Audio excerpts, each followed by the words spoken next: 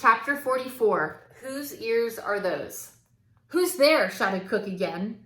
Despereaux wisely said nothing. The kitchen was silent. Said the cook.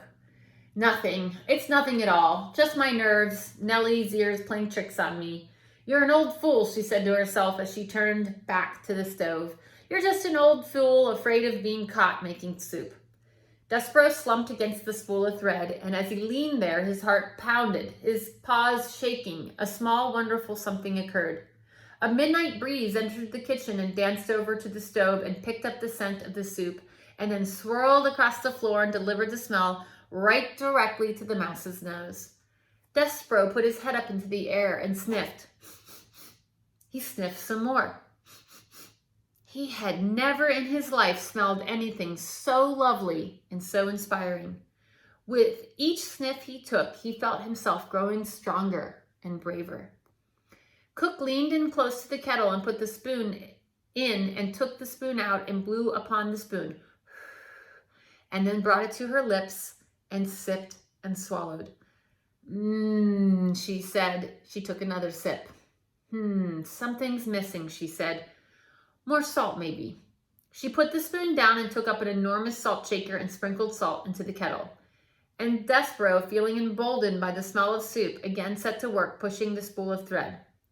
Quickly, he said to himself, rolling the spool across the floor. Do it quickly. Do not think. Just push. Cook whirled the salt shaker in her hand and shouted, Who goes there? Despereaux stopped pushing. He hid behind the spool of thread as Cook took the candle from the stove and held it up high. She said. The candle came closer and closer. What's this?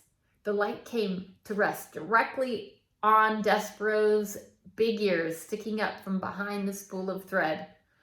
Ho, said Cook, whose ears are those? And the light from the candle then shone full in Despereaux's face. A mouse, said Cook, a mouse in my kitchen. Despereaux closed his eyes. He prepared for his death. He waited, reader, and waited, and then he heard the sound of laughter. He opened his eyes and looked at Cook. Ho, said Cook, ho he, for the first time in my life, I am glad to see a mouse in my kitchen. Why, she asked, why am I glad? Ho he, because a mouse is not the king's man here to punish me for making soup. That is why. Because a mouse is not a king's man here to take me to the dungeon for owning a spoon. Ho he, a mouse. I, Cook, am glad to see a mouse. Cook's face was red and her stomach was shaking. Ho he, she said again, and not just any mouse. A mouse with a needle tied around his waist. A mouse with no tail. Ain't it lovely? She shook her head and wiped at her eyes. Look, mouse. These are extraordinary times, and because of that, we must have some peace between us. I will not ask what you are doing in my kitchen, and you in return will tell no one what I am doing. She turned and then went back to the stove and set down the candle and picked up the spoon again and put it in the pot of soup and took it back out and tasted the soup, smacking her lips together. Not right, she said, not quite right. Missing something still.